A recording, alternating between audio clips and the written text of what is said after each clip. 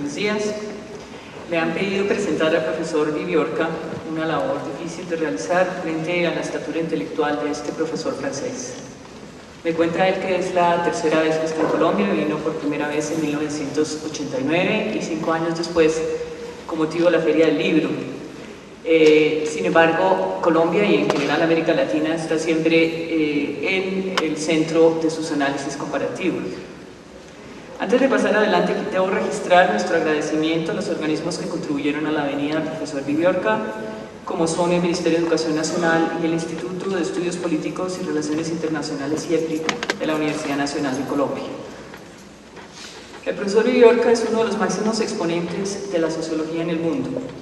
Doctor de Estado en Letras y Ciencias y doctor de tercer ciclo en Sociología y en Ciencias de la Organización, es actualmente director de estudios en la Escuela de Altos Estudios en Ciencias Sociales en París y director del CADIS, o Centro de Análisis e Intervención Sociológicos de dicha escuela. Ha publicado cerca de 38 libros entre 1977 y 2006. Codirige los cuadernos internacionales de sociología con Georges Valandier y es miembro del comité editorial de varias revistas internacionales.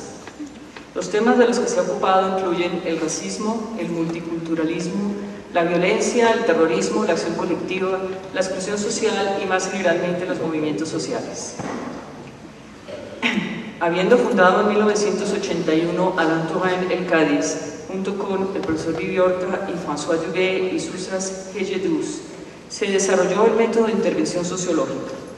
Dicha noción trata de la racionalidad subjetiva de los actores en la perspectiva del conflicto social. A partir de la observación sobre el declive del movimiento obrero, Touraine y Viviorca empezaron a ocuparse de los nuevos movimientos sociales con reivindicaciones que se salían de lo sindical para abarcar lo identitario y el rol del sujeto en la formación de identidades colectivas en el marco de la sociedad postindustrial. En una entrevista del Centro de Investigación Científica francesa CNRS al profesor Viviorca en mayo del 2005, explicó así el método de intervención sociológica diseñado por Alain Touraine. Comillas. Ayuda a los actores de los movimientos sociales a realizar un autoanálisis de su accionar a través de su encuentro con diversos interlocutores, adversarios y aliados. Luego se les lleva a reflexionar sobre hipótesis planteadas alrededor de su acción. El método ayuda a quebrar discursos ideológicos y a abrir nuevas vías de análisis. Cierra comillas. De igual manera explica así la dimensión práctica de la intervención sociológica. Comillas. Se propone permitir a los actores sociales, estudiados a través de grupos voluntarios, encontrar las significaciones de la acción colectiva. Cierra comillas. Este método nos trae a la mente el de investigación y acción participativa, iniciado en Colombia por Orlando Falsborda, hoy día mundialmente reconocido. El CADIS, originalmente fundado por 4 miembros, cuenta hoy con unas 50 personas, entre estudiantes e investigadores. Confronta el diálogo con campos del saber afines como la filosofía política, la antropología y la historia. Los estudios comparativos se extienden a América Latina y a Europa. Las temáticas que se abordan en el centro son las de sindicalismo, altermundialismo, que en nuestro medio se conoce como antiglobalización, terrorismo, violencia, relaciones de género, islam, racismo y educación. La continuidad entre Touraine y Viviorca se debe no solamente a su trabajo conjunto en el CADIS y a su aplicación del método de intervención sociológica, sino también a su preocupación por el sujeto y la construcción de la identidad social. En 1995, en compañía de François Dubé, publicó el texto Pensar el sujeto, en el cual recoge los resultados de un seminario de intelectuales realizado en Cercy 2 años atrás alrededor del pensamiento de Alain Touraine. Viviorca ha sido un intelectual clave para explicar las protestas sociales en Francia, tanto las ocurridas a mediados de los 90 como aquellas más recientes en octubre y noviembre del año pasado. Viviorca encuentra que la Francia contemporánea se caracteriza por la desestructuración, enfrentándose a problemas sociales, institucionales y culturales de amplio alcance, en donde se desconoce el tratamiento de fisuras en las reivindicaciones identitarias que son cada vez más relevantes.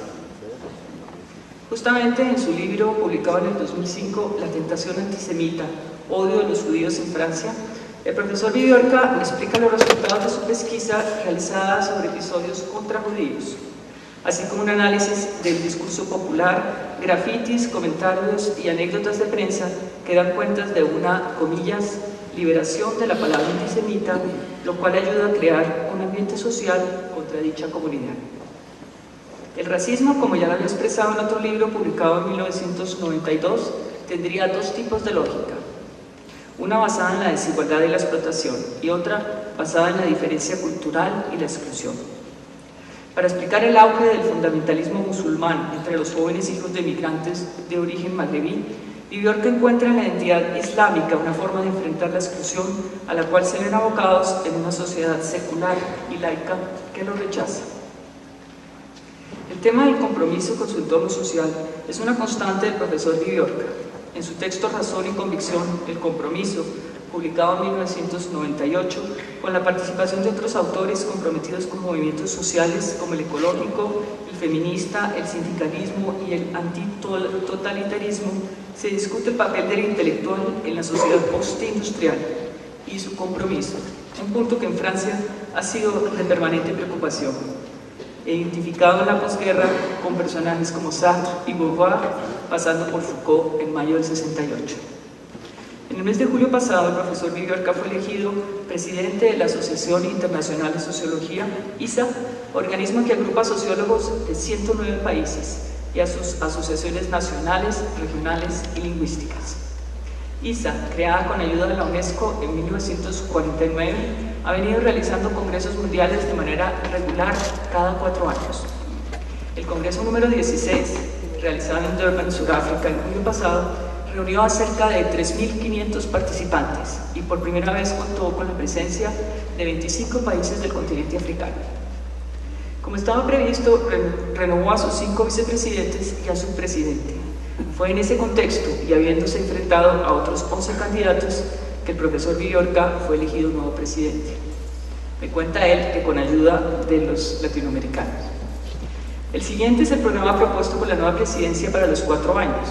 Abordar la cuestión persistente de las lenguas, apoyar a jóvenes sociólogos, fomentar la democracia al interior de la asociación, desarrollar mejores relaciones con las asociaciones profesionales, regionales y lingüísticas que conforman la ISA, mejorar las relaciones e intercambios con otras disciplinas, iniciar proyectos tipo Estado del Arte, explorar la manera de involucrar a China, aumentar el número de miembros. Además, se trabaja en la preparación del próximo Congreso Mundial a realizarse en Gothenburg, Suecia, en julio del 2010. Por todos los logros mencionados para el 9º Congreso Colombiano de Sociología, su Asociación Nacional y la Red Colombiana de Facultades y Departamentos de Sociología, es un honor contar con su presencia. Los dejo entonces con el profesor Viviorca.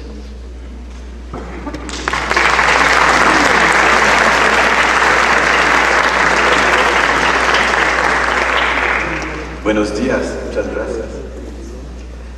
Es para mí un placer de participar a este nuevo empiezan las dificultades, desarrollo de la sociología colombiana, y yo quiero en primer lugar agradecer a todos los que han organizado este momento. Cuando yo fui elegido presidente de la Asociación Internacional de Sociología, yo he dicho que yo tengo unas prioridades. Dentro de estas prioridades hay 2 que para mí son muy importantes. La primera es de hacer de tal manera que la dominación de los sociólogos de Europa y de América del Norte no sea tan fuerte, y de abrir mucho más esta asociación, esta vida internacional, a otras sociologías y a otros sociólogos, en primer lugar. Y en segundo lugar, y las dos cosas son un poco conectadas, mi prioridad es también de acabar con el casi monopolio de la lengua inglesa en la vida intelectual internacional, y de por lo menos dar una cierta importancia a las 2 otras lenguas oficiales de esta asociación: el francés, pero aquí no estamos en Francia, y el español. Entonces, yo soy muy contento de ser con vosotros, porque aquí estamos en Latinoamérica, y hay que hablar castellano. Lo voy a hacer con mi castellano, que no es perfecto, pero pienso que es bastante para comunicar. Yo tengo una tercera razón de ser muy contento de ser con vosotros. Es que hoy ya es un día de homenaje a Alain Touraine, que es mi amigo, pero es mi maestro, y para mí, cuando yo puedo entender que hay un homenaje tan importante para él, y que yo puedo ser en esta ocasión presente, es para mí un placer, y más que un placer. Entonces, hay muchas razones para mí de ser contento, pero yo no estoy aquí únicamente para decir que soy contento, yo estoy aquí para presentar algunas ideas sobre un tema que para mí fue una sorpresa. El tema de la conferencia, de la charla, no viene de yo, pero viene de los organizadores: violencia y paz. Hay 30 o 40 años, el título no puede ser violencia y paz. Es muy sorprendente. La noción de paz era mucho más clásicamente opuesta a la noción de guerra, mucho más que la noción de violencia. Entonces, me parece que tal vez hay que interrogarnos, porque hoy aparece útil o legítimo de introducir esta cuestión de la relación entre estas dos nociones, violencia y paz, y no guerra y paz. Hasta los años 70, 80 tal vez, la guerra era el contrario de la paz. La paz era el horizonte que viene después de la guerra, y la paz era lo que viene antes también de la guerra. La guerra como la paz eran definidas esencialmente como un problema entre las naciones o dentro de las naciones, y entonces hay que hablar de guerra civil. El título de un libro muy famoso, muy importante, le dice muy bien. Paix et guerre entre les nations es el título de un libro de Raymond Aron, que fue publicado en 1962, Paz y guerra entre las naciones. Eso significa que el cuadro intelectual para pensar la guerra y la paz era el cuadro de los estados soberanos y en general de los estados-naciones y de las relaciones entre estados-naciones. Este tipo de cuadro los políticos a veces le llaman westfaliano, en relación con el Tratado de Westfalia, 1648, cuando fue decidido en los participantes a este tratado, en la ciudad en Westfalia, que la Europa va a organizarse a través de estados soberanos. Claro, durante los siglos que llegan hasta hoy, hay otras formas de violencia, incluido otras formas de guerra. Por ejemplo, la palabra guerrilla, que fue utilizada de manera muy importante cuando Napoleón se fue en España y debe pelear con una resistencia armada. Pero de manera muy general, durante 3 siglos, la idea más general fue que la guerra moderna es conectada con la existencia de estados soberanos que a veces pueden entrar en conflictos armados entre ellos, o que pueden ser divididos dentro de ellos por violencias de tipo guerra civil. La Guerra Fría fue, de mi punto de vista, el apogeo y el final de este periodo histórico. No es un afrontamiento militar directo, al contrario, los dos países, Estados Unidos y Unión Soviética, evitaron precisamente el choque frontal. Pero, de manera general, la Guerra Fría es un momento donde el afrontamiento entre los dos blocos significa lógicas de estados nacionales y una subordinación, una tutela de los otros estados que Estados Unidos y Unión Soviética, de tal manera que un conflicto limitado entre dos otros estados nacionales no va a generar una guerra mundial, otra guerra mundial. El tema del fuego nuclear era muy importante aquí. Hablando así, eso significa que no hay que hablar únicamente de estados soberanos o de estados nacionales, hay que hablar también de la cuestión del imperialismo.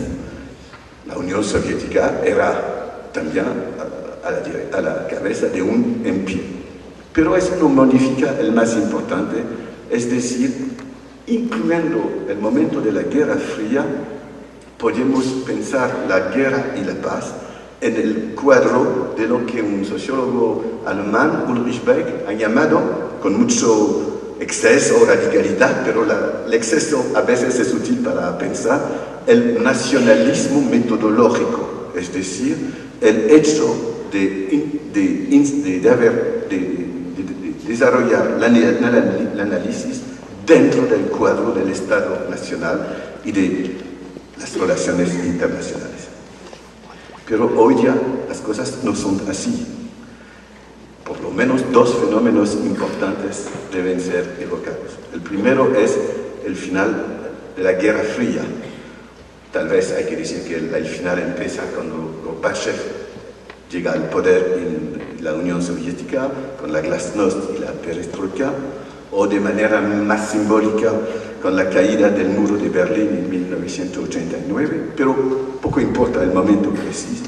Con el final de la Guerra Fría vivimos la desaparición de un principio de estructuración conflictual del mundo y no podemos más pensar los afrontamientos militares en el cuadro clásico que era el cuadro anterior. Eso no significa que hay menos muertes o menos violencias o menos guerras antes del final de la Guerra Fría que después. Hay un rapporto en relación muy interesante de un centro que se llama el Human Security Center en Vancouver, Canadá, que demuestra que hay que ser muy prudente con este tipo de afirmación. En este documento es muy claro que durante la Guerra Fría muchas violencias locales fueron muy sanguinarias, que el nombre de los conflictos clásicos entre estados ha disminuido a partir de 1992. Muestran también este documento que el nombre de los conflictos los más sangrientos, es decir, más de 1000 muertos en el campo de batalla, ha bajado de 80%. Y este documento dice también que el nombre de las víctimas civiles en relación con las víctimas militares ha mucho aumentado. Entonces, es muy importante de ver que hay un cambio, pero el cambio no hay que demasiado rápidamente decir el cambio significa más guerras entre estados. No es así, es diferente. El segundo punto, pero aquí es muy banal de hablar así, el segundo punto es lo que los franceses llaman la mondialización, la globalización económica, el triunfo del neoliberalismo, del capitalismo sin fronteras, comercial y mucho más financiero, incluyendo, de mi punto de vista, el capitalismo sucio de la droga y otros tráficos. Este fenómeno no ha significado el declino del Estado nacional o del Estado soberano, como algunos pensadores, incluyendo pensadores marxistas, lo pensarán en los años 80 o 90, pero mucho más, la globalización significa la necesidad para los estados de transformarse. Es decir, la conjunción del final de la Guerra Fría y de la globalización ha creado un espacio para nuevas formas de violencia. Algunas de ellas son también globales, y eso significa que realmente no podemos más pensar únicamente dentro de estas categorías del nacionalismo metodológico según la fórmula de Beck. Para hablar de esta evolución me parece interesante de analizar o de hablar por lo menos de dos fenómenos. El primer fenómeno, bastante nuevo, es la demultiplicación de situaciones que se puede llamar de crisis o de urgencia, donde hay una violencia muy importante, con dimensiones que a veces pueden aparecer como de tipo guerra civil, pero no es bastante de hablar de guerra civil, porque estas dimensiones son directamente asociadas con otras dimensiones que significan que muchos otros países son siempre partes de estas situaciones de crisis, y no únicamente en otros estados, pero también actores que no son limitados al cuadro del estado donde hay esta crisis. Si se habla de la decomposición de la ex-Yugoslavia, si se habla de las terribles violencias en África, de los largos lagos, si se habla de la creación de un Estado independiente en Timor, si se habla, y se habla hoy ya otra vez, yo he visto en la televisión en la mañana, de lo que ha ocurrido en el medio de los años 90 con la Somalia, si se habla de lo que ocurre hoy día en el Darfur, si se habla hoy día de lo que ocurre en el sur Libán, y de muchas otras situaciones, todo eso crean nuevas configuraciones de la violencia y de la guerra, configuraciones donde afrontamientos que tienen dimensiones muy locales, a veces conectadas con sentidos religiosos o étnicos, significan en el mismo momento la intervención conjunta de varias fuerzas armadas que tiene por objetivo, pero no es el único, pero debe ser el más importante, establecer o restablecer la paz y no imponer tal o tal tipo de poder de Estado. Y en estas situaciones, en estas configuraciones, hay muchos aspectos que son muy interesantes, no necesariamente nuevos, pero a veces muy impresionantes. En primer lugar, estas situaciones significan que hoy ya existe un espacio político-militar supranacional, a geometría variable, donde las intervenciones van a movilizar varios países, pero en cada situación son otros países que tal vez van a intervenir. Este espacio puede incluir o puede ser prolongado con instancias judiciales, por ejemplo, para juzgar crímenes contra la humanidad. Y aquí viene una cuestión muy difícil. ¿Es realmente un espacio supranacional, un nuevo espacio político, militar y judicial? ¿O no es, en verdad, una nueva forma de la dominación de los Estados Unidos? ¿No es un espacio dominado por el imperialismo norteamericano? Es una cuestión, yo no tengo la respuesta. Otra cuestión muy interesante es que en estas situaciones aparecen nuevos actores o nuevas formas de acción de un lado militar y del otro lado civil.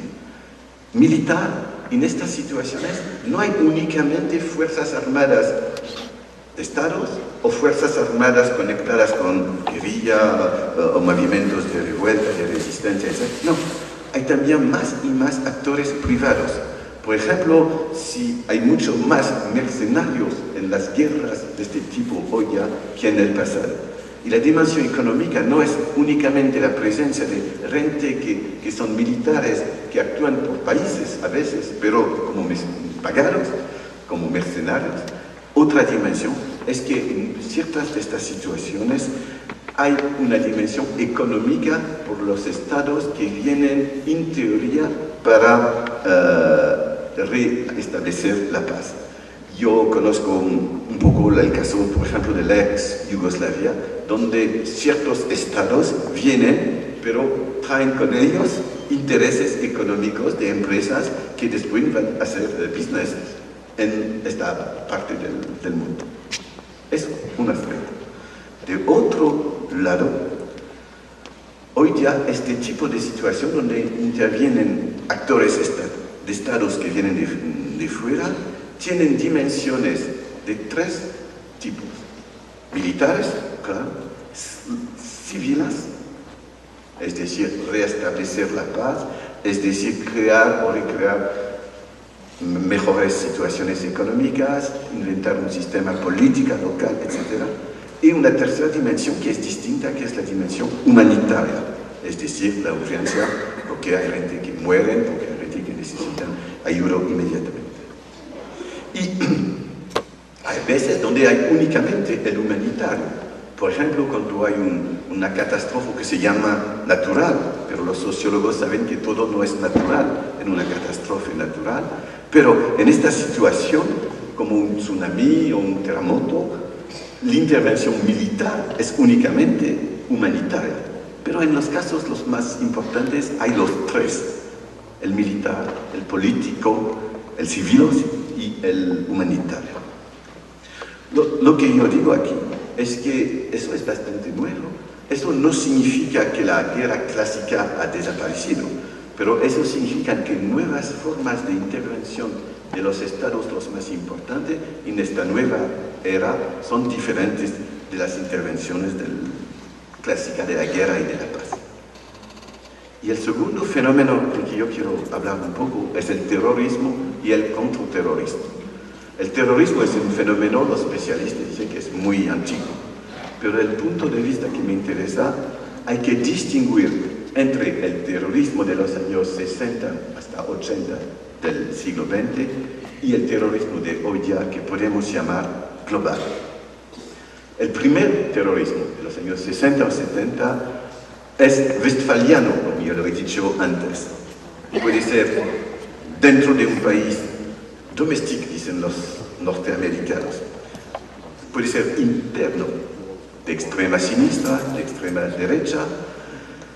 Puede ser tal vez un elemento de fenómeno un poco más amplio, de guerrilla, por ejemplo, de un lado. Puede ser también conectada con una dimensión nacionalista, separatista, independentista, asociado con una lucha de liberación nacional, por ejemplo. Y hay veces este terrorismo tiene dimensiones internacionales, es decir, la lucha está en un espacio mucho más amplio que el cuadro del Estado Nacional. Fue principalmente el caso con el terrorismo que dice que hablan en nombre de la nación palestina. A veces un terrorismo que viene de los actores los más centrales de este movimiento palestinense, por ejemplo, cuando es el FAT de Yasser Arafat en 1972, que organizan la carnicería de atletas israelíes en München en 1972, fue el centro del movimiento, pero hay el más corriente es terrorismo que viene de sectores marginalizados de este movimiento, más o menos manipulados por estados que son los estados sponsor de esta forma de violencia, y la idea de estos actores es de actuar de tal manera que no hay una solución negociada en el conflicto entre los israelíes y los palestinos. Bueno, eso es muy conocido. Lo que ha cambiado empieza en el medio de los años 80 y el terrorismo ha mucho cambiado. Es un fenómeno conectado mucho más que en el pasado con dimensiones metapolíticas, religiosas. Es un terrorismo que no se puede entender, analizar dentro del cuadro del nacionalismo metodológico, dentro del cuadro de los estados nacionales. Con el Islam radical, el terrorismo es global, es decir, en mi vocabulario por lo menos, que es una articulación de dimensiones planetarias, el jihad, las redes internacional o transnacional, y tal vez más que planetario, porque la idea con el martirismo es de salvar su vida para vivir en otro mundo. Pero también este mismo terrorismo tiene en general dimensiones locales. Por ejemplo, si analizamos los atentados de Londres en julio 2005, de Madrid en marzo 2004, los actores, o ciertos de los actores por lo menos, viven en Inglaterra, viven en España, quieren ejercer una presión sobre el Estado inglés o español, y en el mismo tiempo son conectados a través de la religión, a través de la idea de jihad, a través de una visión metapolítica del mundo, son conectados a redes transnacionales o supranacionales. Tal vez, desde este punto de vista, los atentados del 11 de septiembre de 2001 en los Estados Unidos son un caso único, porque los terroristas no tienen ninguna articulación local, viene de fuera, es un caso excepcional si hacemos comparaciones con otros fenómenos. Y lo que es importante es que el terrorismo de un lado y del otro lado, el contraterrorismo que fue llamado principalmente después de los atentados de septiembre de 2001 en los Estados Unidos, que fue llamado la guerra contra el terrorismo. Y eso, como todos sabemos, intervención multilateral en Afganistán con las Naciones Unidas, pero una guerra más o menos auténtica, una guerra más o menos clásica cuando empieza. Después las cosas han cambiado con los norteamericanos y los ingleses en Irak, colaboración policial, judicial, pero a veces el contrario de la justicia entre estados, etc. Y todo eso significa que no únicamente el terrorismo es global, pero el antiterrorismo también tiene dimensiones globales, y como yo lo he dicho de manera un poco alusiva, las dimensiones globales del antiterrorismo pueden ser también sucias, no son necesariamente muy elegantes, muy limpias.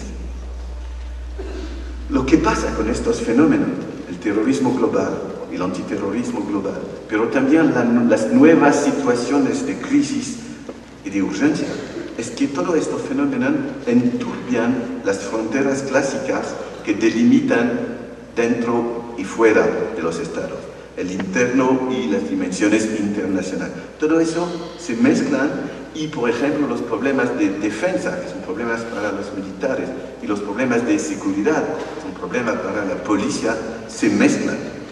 Y de eso me parece, eso es un problema muy importante y que vale también, si hablamos, pero yo no conozco bastante bien, si hablamos del tema del crimen organizado, que es también más y más una actividad global, y el anticrimen organizado es también una actividad más y más global.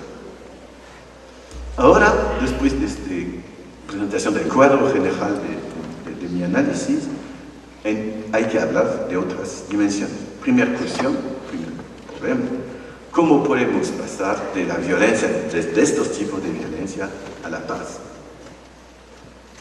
Yo no tengo la respuesta precisa, técnica, y no conozco personas que la tienen, pero lo que me parece muy importante es decir que una respuesta o una dimensión de la respuesta pasan por el esfuerzo para transformar los problemas y las crisis y todo lo que llegan a estos problemas para transformar eso en conflictos que pueden ser más o menos institucionalizados. Es decir, transformar los problemas, la crisis, la urgencia, las lógicas de ruptura, la violencia extrema, por lógicas donde hay actores que aceptan de vivir en relaciones conflictuales, pero en relaciones, y que pueden tratar políticamente, institucionalmente, de estos problemas. Y si yo digo eso, yo necesito ser un poco más preciso, porque hablando así significa que, de mi punto de vista, el conflicto es el contrario de la violencia, el conflicto entre actores. En el vocabulario corriente, el conflicto y la violencia son conectados, son categorías que pueden ser compatibles. Pero, y es verdad que en muchos conflictos hay dimensiones de violencia instrumental, por lo menos. En muchos conflictos, la violencia puede aparecer como un recurso que movilizan ciertos actores para conseguir ciertos resultados. Pero a mí me parece mucho más útil, fuera de esta realidad objetiva, claro, pero mucho más útil de distinguir y oponer analíticamente las dos nociones, la noción de conflicto y la noción de violencia. Y para ser un poco radical, de decir que la violencia es el contrario del conflicto. Una o dos ilustraciones muy esquemáticas, muy rápidas. La primera es una ilustración histórica. Voy a hablar en dos palabras de la historia del movimiento obrero en mi país, en Francia. En Francia, en 1892 hasta 1894, fue un momento de epidemia terrorista de tipo anarquista. Es decir, varios individuos sin vínculos entre ellos, que hacen explotar bombas, que matan al presidente, al jefe del Estado, y cuando viene el momento del juicio, dicen, fuimos haciendo eso porque la injusticia social no la podemos aceptar en este país. Y este momento de terrorismo se interrumpe de repente al mismo momento cuando aparecen las primeras, no sé cómo llamar eso en castellano, becas de trabajo, no sé si les bourses de trabajo. Bueno, lugares donde funcionan los sindicatos, y cuando aparece el sindicalismo de manera un poco organizada, el nacimiento del importante sindicato que se llama la CGT. Es decir, cuando empieza el movimiento obrero como actor central de un conflicto social, cuando empieza eso, el terrorismo desaparece. Eso no significa que el movimiento obrero no va a hablar en términos duros, no va a hablar de greva general, de revolución por ciertos, que no va a utilizar formas de acción un poco violentas como el sabotaje. No, eso significa que el movimiento obrero dice, no aceptamos, no podemos aceptar esta violencia de tipo terrorista que va a matar a gente, no es absolutamente para nosotros. Y por eso la idea es que cuando se constituye el actor de un conflicto importante, el espacio de la violencia se reduce. Es interesante de ver que cuando el mismo sindicalismo se descompone, cuando el mismo movimiento obrero declina, y eso fue el caso en Italia de manera muy impresionante, pero también en Francia un poco con un grupo que se llama Acción Directa, ya reaparece el espacio, se reabre el espacio de la violencia terrorista. Y un segundo caso, como usted ha hablado de las violencias urbanas en Francia, hay un año más o menos. El segundo caso que me parece interesante es todas estas situaciones donde hay violencias urbanas hasta el día que se reconstruye una red de asociaciones que dicen, de manera distinta, claro, que dicen, nosotros como asociaciones vamos a ayudar a los jóvenes a transformar sus demandas, lo que quieren, socialmente, culturalmente, a transformar estas demandas en un conflicto político con la administración local, con el poder local o con otros poderes. Es decir, si no hay actores que conflictualizan las demandas, el espacio del terrorismo es mucho más abierto. No tengo el tiempo de ser más preciso, pero puedo dar muchos ejemplos muy precisos. Entonces, mi idea es que el más podemos transformar la situación, los problemas, las crisis, la ruptura, la violencia en conflicto, negociación, discusión, debates, el menos hay violencia. El problema es cómo crear este tipo de transformación. El problema es muy difícil hoy día porque muchas de las situaciones, las más importantes, como yo lo he dicho, conectan, articulan lógicas muy diversas, actores muy numerosos y escalas de los problemas muy variadas, del nivel local hasta el nivel planetario. Todo lo, por ejemplo, que está conectado con el Medio Oriente, hay muchos actores que intervienen, actores de Estado, o casi de Estado, o de non-Estado, actores militarizados, pero actores de otro tipo. Hay estados que vienen de fuera, hay estados de la región, etc. Hay también intereses económicos, como yo le he dicho, y también en estas situaciones hay muchas ONGs que intervienen por razones humanitarias, y también organizaciones internacionales como las Naciones Unidas, etc. Las situaciones son muy complejas, la paz no es el objetivo de todos, y hay problemas para transformar esta situación en una situación donde actores pueden actuar. Voy a dar un ejemplo de este tipo de problema. Cuando los militares de tipo franceses quieren intervenir en estas situaciones, y eso es con la idea de transformar la guerra o la violencia local en una situación de paz, es decir, de transformar el problema militar para ellos en un problema civil.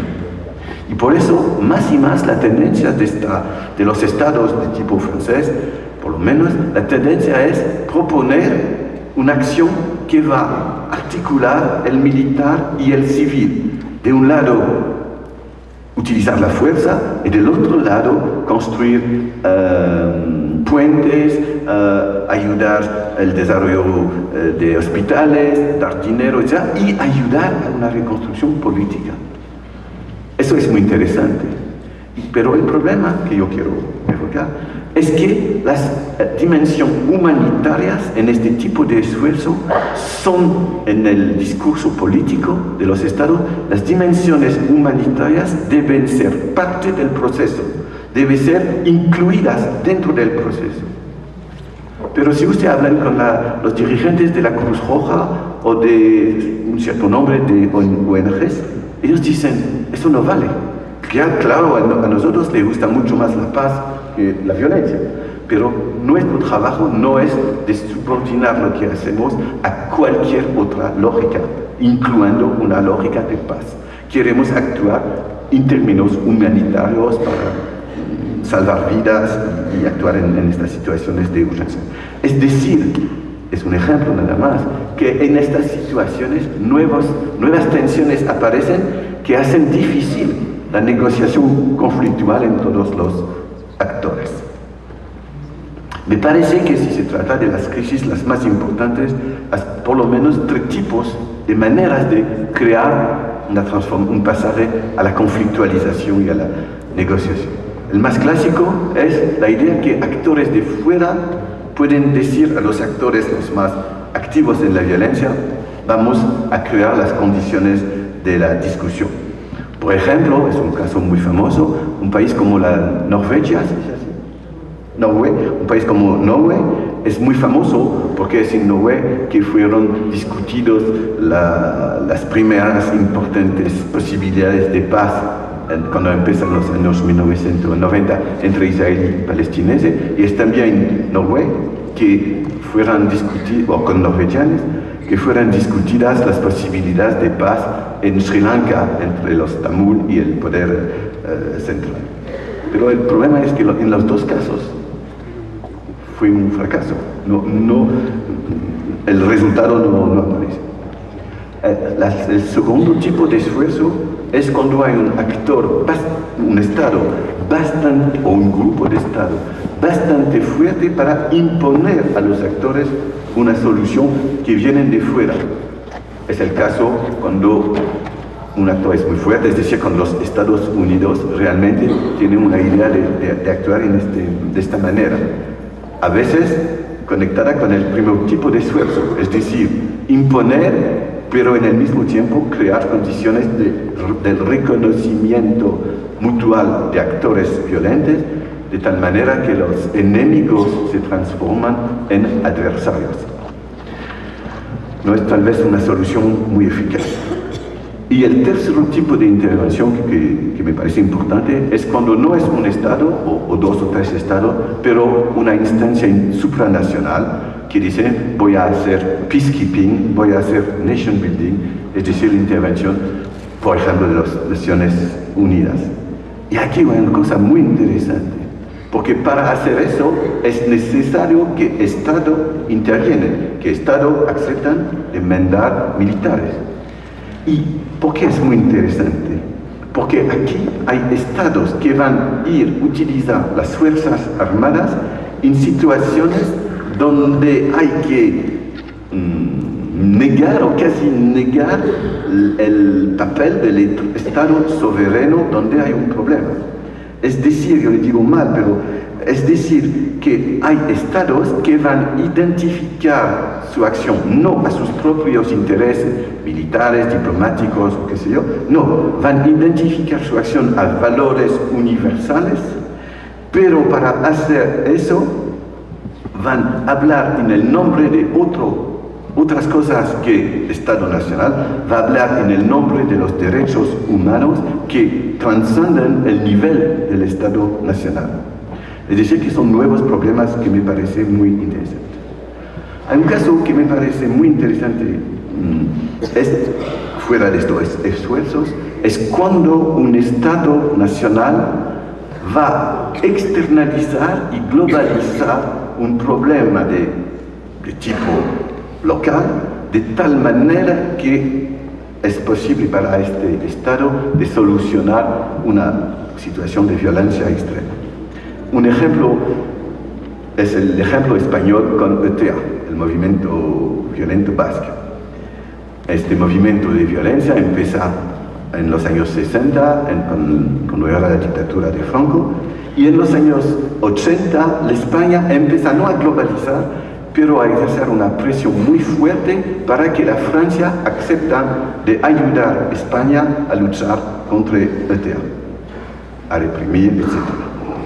Pero eso no fue bastante para España, y lo interesante es que los esfuerzos diplomáticos de la España, de todos los gobiernos después del final del franquismo, fue de ejercer una presión sobre la Europa, sobre la Unión Europea, de tal manera que todos los estados de Europa ayudan a España a luchar contra el terrorismo de ETA.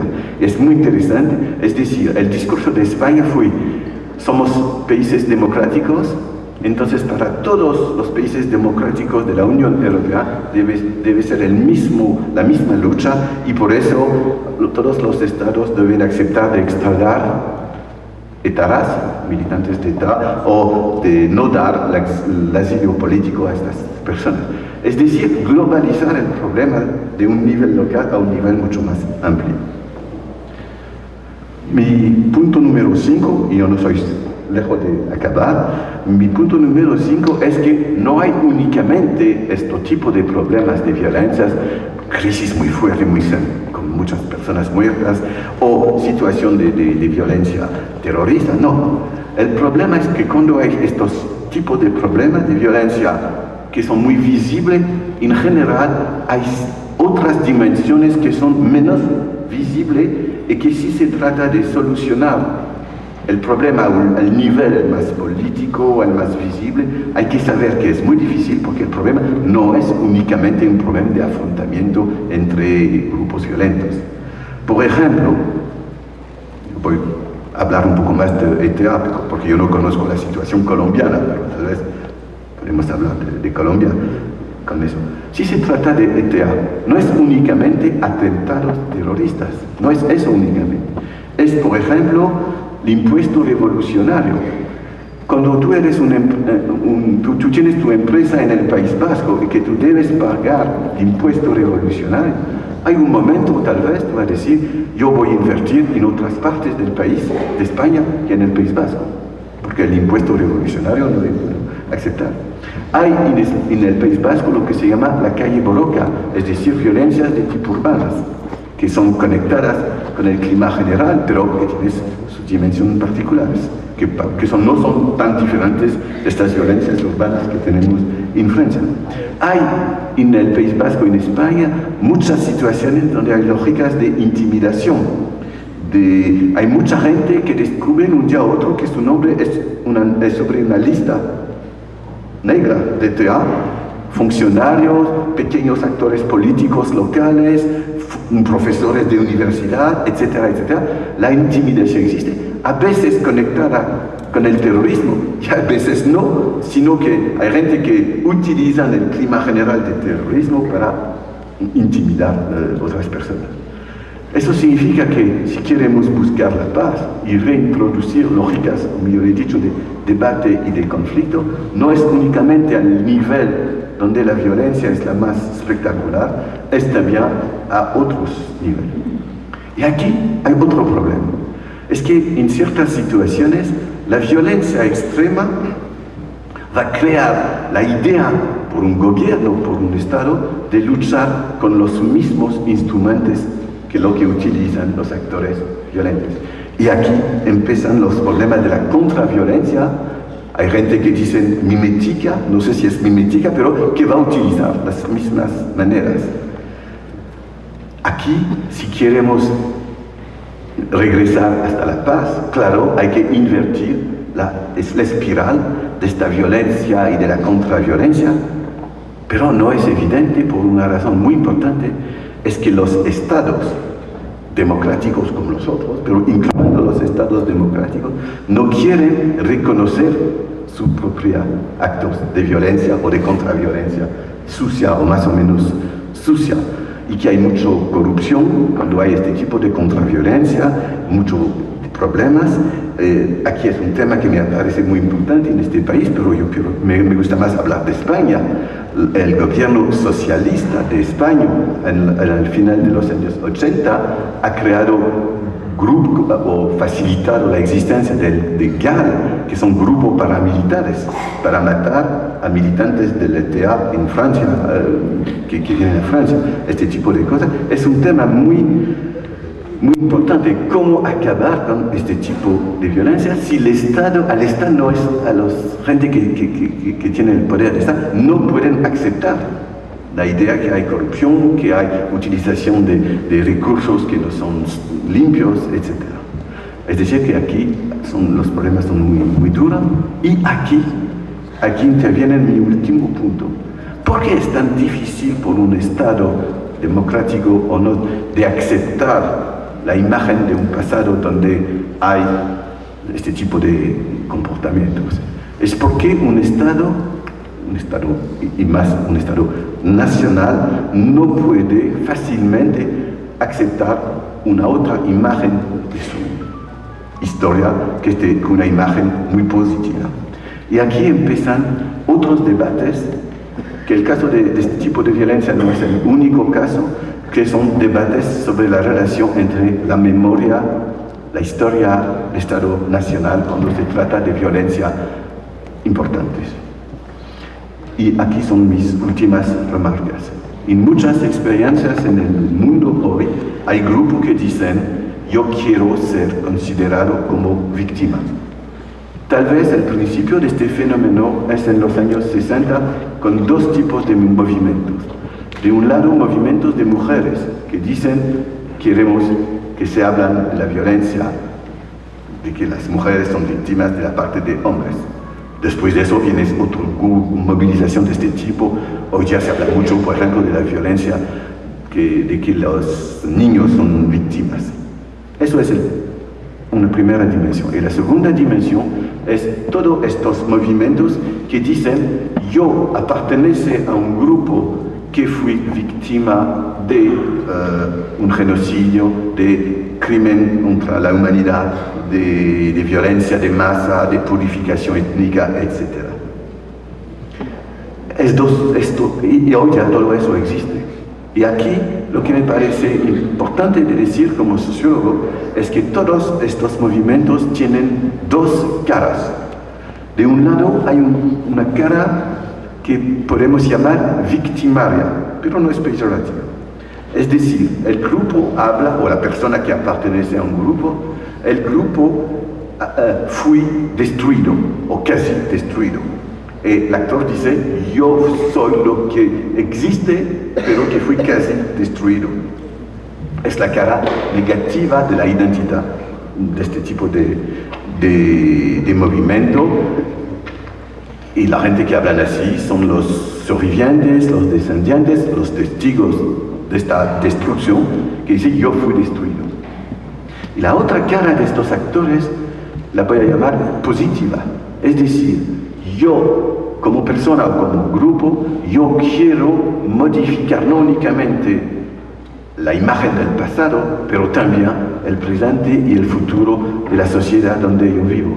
Yo quiero no únicamente un reconocimiento de los crímenes que hacen de mí una víctima. Yo quiero que mañana no hay más espacio para este tipo de crimen. Yo quiero democracia, yo quiero justicia. O también hay grupos que hablan en términos de su capacidad de actuar de manera cultural. Yo tengo una cultura, yo tengo cosas que son útiles a la humanidad en general, no únicamente en términos políticos de justicia o de democracia, pero también en términos de cultura. Es decir, estos tipos de movimientos tienen estas dos caras. Una es conectada con una identidad victimaria y con una historia. Hay un historiador judío que se llamaba Barón, que ha utilizado una palabra muy interesante, una historia lacrimal.